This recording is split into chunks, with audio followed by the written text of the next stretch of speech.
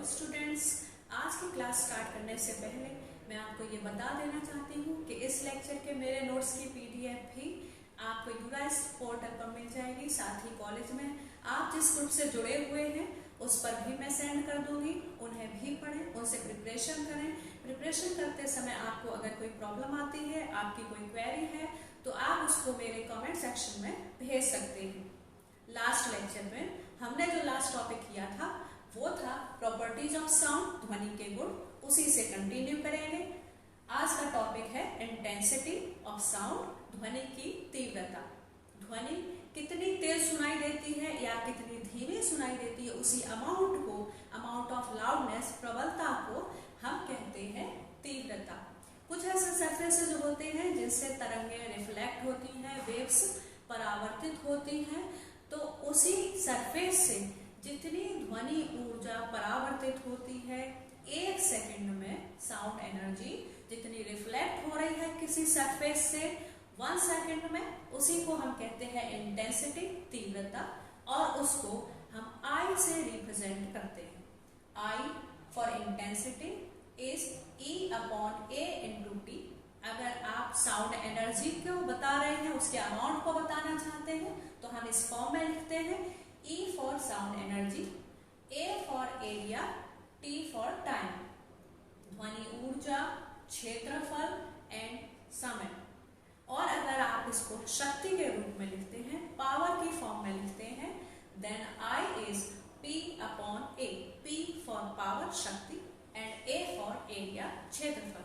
Semester 1 के first chapter में आपको यूनिट्स एंड डायमेंशंस में ये बताया गया था कि आप मात्रक और विमाप कैसे ड्राइव कर सकते हैं।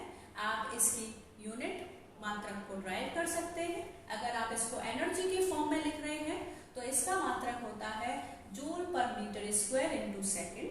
और अगर आप इसको पावर, शक्ति के रूप में लिख रहे हैं तो इसकी यूनिट होती है वॉट पर मीटर स्क्वायर। नेक्स्ट टॉपिक है relation between loudness and intensity. प्रबलता और तीव्रता में क्या संबंध है? जो प्रबलता है वो किस पर डिपेंड करती है? तीव्रता पर। प्रबलता तीव्रता के लघुगुणक के सीधे समानुपाती होती है। Loudness is directly proportional to the logarithm of intensity. Loudness को हम L से रिप्रेजेंट करते हैं, आपको पहले बताया गया है, और इंटेंसिटी को हम I से रिप्रेजेंट करते हैं। तो प्रबलता L is directly proportional to logarithm of I। तीव्रता के लघुगुणक के समानुपाती है। आपको बताया गया है कि जब भी हम प्रोपोर्शनल का साइन हटाते हैं तो हमें एक कांस्टेंट लगाना होता है, और यहाँ पर जो कांस्टेंट है उसको हमने K से रिप्रेजेंट किया है। L is K log I। आपको बताया गया था कि जो लाउडनेस है, प्रबलता है, उसके 2 मात्रक होते हैं, यूनिट होती है बेल एंड डेसिबल। हमने इसको डेसिबल में लिखा है। डेसिबल कन्वर्ट करने के लिए हमने यहाँ पर 10 लगा दिया है। L is 10 log I/I0। L for loudness, प्रबलता, I फॉर इंटेंसिटी, तीव्रता, and I0 for threshold of hearing. Threshold of hearing, दहली श्रवणता। I0 का मतलब होता है कि हमारे कानों द्वारा, किसी मनुष्य के कानों द्वारा जितनी तीव्रता की ध्वनि सुनी जा सकती है, जितनी इंटेंसिटी हम सुन सकते हैं, कैच कर सकते हैं साउंड की, उसी को हम कहते हैं दहली श्रवणता, थ्रेशोल्ड ऑफ हियरिंग, जिसकी वैल्यू होती है 10⁻⁻12 वॉट पर मीटर स्क्वायर। आपको पता ही होगा 10⁻⁻12 को हम पीको कहते हैं, तो आप इसे 1 पीको वॉट पर मीटर स्क्वायर भी लिख सकते हैं। हमारा नेक्स्ट टॉपिक है इको, और इको का मतलब होता है प्रतिध्वनि, और प्रतिध्वनि का मतलब होता है ध्वनि का परावर्तन। जब साउंड का रिफ्लेक्शन हो जाता है तो वही ध्वनि बहुत थोड़े समय के लिए आपको दोबारा सुनाई देती है, उसी को हम इको कह देते हैं, प्रतिध्वनि कह देते हैं।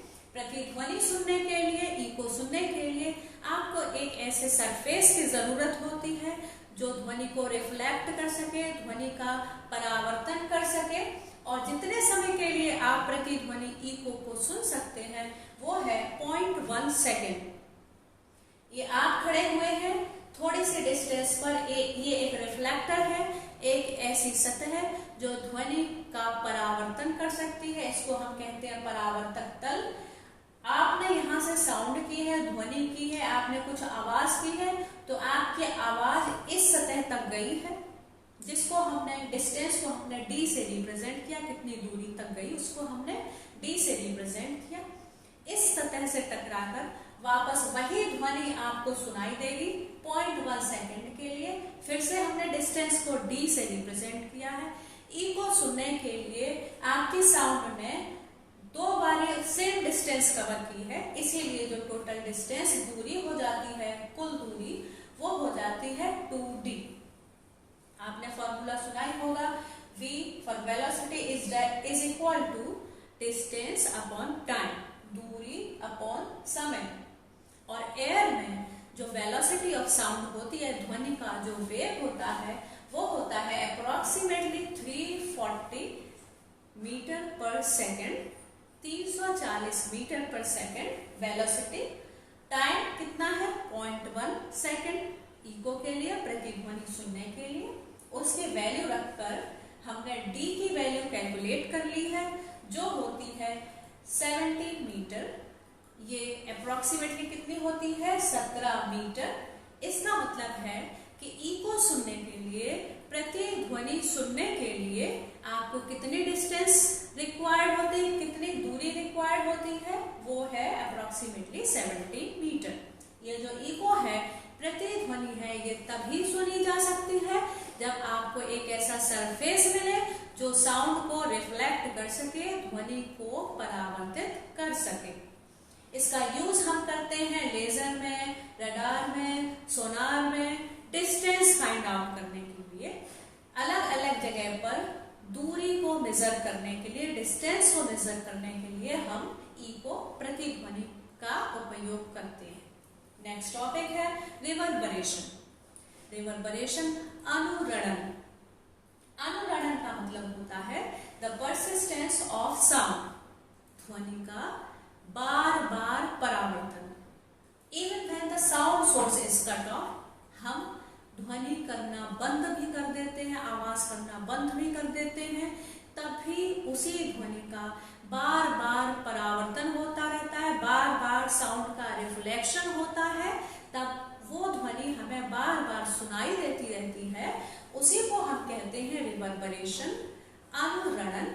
और बार बार परावर्तन के लिए हमें चारों तरफ ऐसे सरफेसेस चाहिए होते हैं, ऐसी सतह होनी चाहिए हमारी चारों तरफ जो ध्वनि का बार बार परावर्तन कर सके।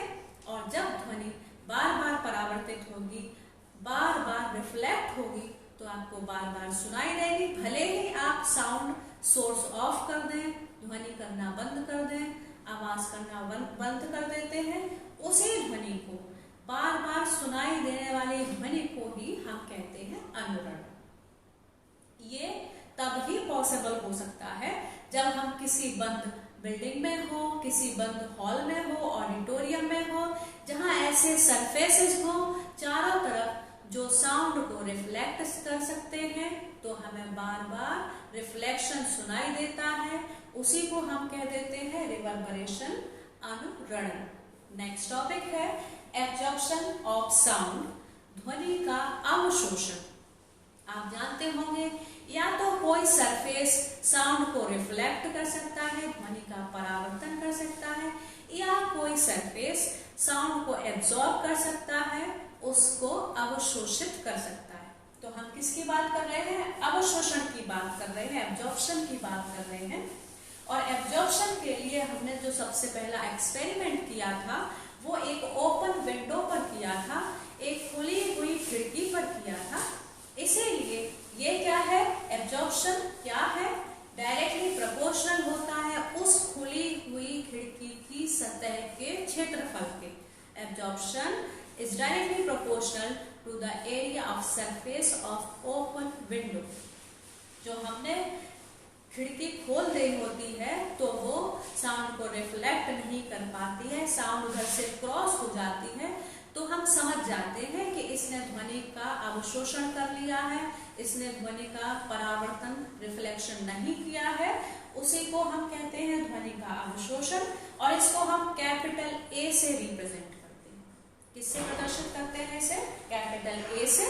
ए is directly proportional to S, S for area of surface of open window. हमने यहाँ क्षेत्रफल को S से इसलिए रिप्रेजेंट किया है क्योंकि हमने A से एब्जॉर्प्शन को रिप्रेजेंट कर दिया है, अवशोषण को प्रदर्शित कर दिया है। आपको पता है हम प्रोपोर्शनल का साइन हटाएंगे तो एक कांस्टेंट आएगा और उस कांस्टेंट को हमने नियतांक को हमने स्मॉल a से रिप्रेजेंट किया है और इसे हम कहते हैं कोफिशिएंट ऑफ एब्जॉर्प्शन, अवशोषण गुणांक। तो A हो जाता है A इंटू S। इसका मात्रक होता है open window unit. Open window unit इसलिए इसकी यूनिट होती है क्योंकि ये एक्सपेरिमेंट किस पर किया जाता है? ओपन विंडो पर ही किया जाता है जो साउंड को एब्सॉर्ब कर पाती है। नेक्स्ट टॉपिक है कोफिशिएंट ऑफ एब्जॉर्प्शन, अवशोषण गुणांक। जैसा कि आपको बताया गया, किसी खुली हुई खिड़की द्वारा कितनी ध्वनि को अवशोषित किया जाता है, कितनी साउंड को एब्सॉर्ब कर सकते हैं, उसी को हम कहते हैं कोफिशिएंट ऑफ एब्जॉर्प्शन, अवशोषण गुणांक, जो रेसिप्रोकल होता है area of surface of open window. जो खुली हुई खिड़की है उसकी सतह के व्युत्क्रमानुपाती होता है, उसका व्युत्क्रम होता है, उसी को हम कहते हैं अवशोषण गुणांक। आपको पहले बताया गया है, इसको स्मॉल a से रिप्रेजेंट करते हैं। आपको ये भी बताया है कि एरिया को हमने कैपिटल S से रिप्रेजेंट किया है, क्षेत्रफल को कैपिटल S से प्रदर्शित किया है। तो according to coefficient of absorption A is 1/S। A किसके बराबर होता है? अवशोषण गुणांक बराबर होता है 1/ क्षेत्रफल के। उसका व्युत्क्रम होता है, क्षेत्रफल का जो व्युत्क्रम होता है उसी को हम कहते हैं अवशोषण गुणांक। Reciprocal of area is called coefficient of absorption. Next topic है रिवर्बरेशन टाइम। रिवर्बरेशन टाइम, अनुरणन काल।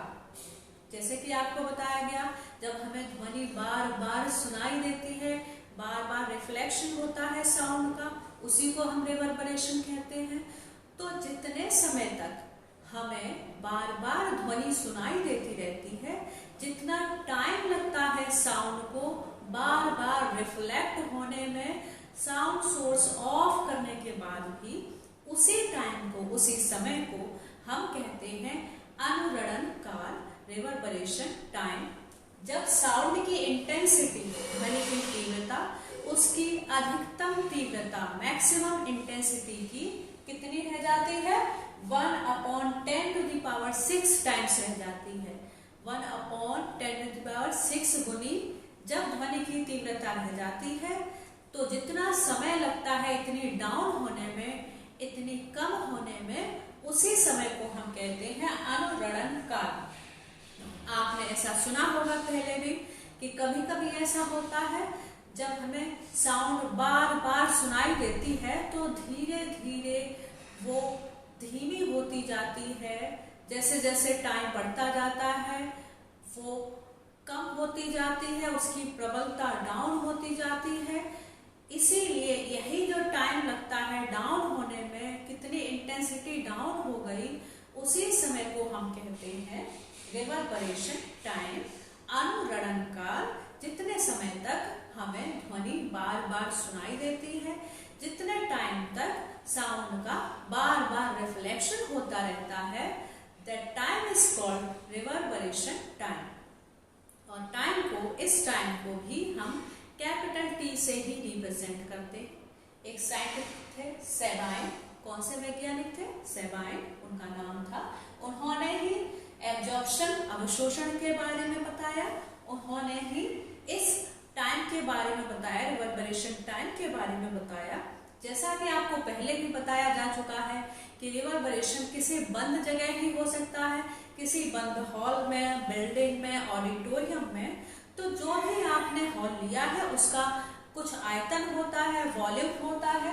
सेबाइन ने बताया कि रिवर्बरेशन टाइम डायरेक्टली प्रोपोर्शनल होता है उसी आयतन के, उस वॉल्यूम के जहां पर रिवर्बरेशन अनुरणन कराया जा रहा है। वॉल्यूम को हमने कैपिटल V से रिप्रेजेंट किया है, रिवर्बरेशन टाइम को कैपिटल T से रिप्रेजेंट किया है, then T is directly proportional to V। अनुरणन का आयतन के सीधे समानुपाती होता है। सेकंड पॉइंट जो सेबाइन ने बताया है, साइंटिस्ट सेबाइन ने हमें बताया कि ये जो रिवर्बरेशन टाइम है वो इनवर्सली प्रोपोर्शनल होता है एब्जॉर्प्शन के। जितनी कुल ध्वनि को एब्जॉर्ब किया गया है उसके इनवर्सली प्रोपोर्शनल होता है। इनवर्सली व्युत्क्रमानुपाती इसलिए होता है क्योंकि अगर रिफ्लेक्शन होगा तो एब्जॉर्प्शन नहीं हो सकेगा, परावर्तन होगा तो अवशोषण नहीं हो सकेगा। इसीलिए अनुरणन काल जो कुल अवशोषण है उसके व्युत्क्रमानुपाती होता है। पहले भी आपको बताया हमने अवशोषण को कैपिटल A से रिप्रेजेंट किया था। Then T is directly proportional to 1/A।